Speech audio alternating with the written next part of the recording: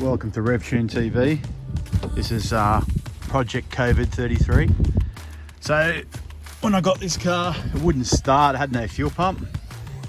So the guy was bridging the fuel pump to get it started.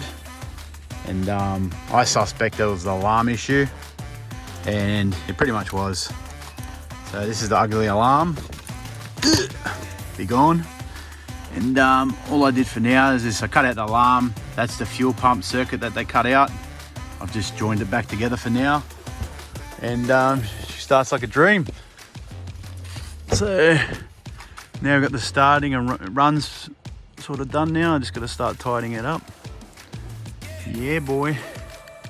So you know where this is going? It's going in the bin. Over there. Oh, just a bit. Stay tuned, RevTune Volume 3 coming up.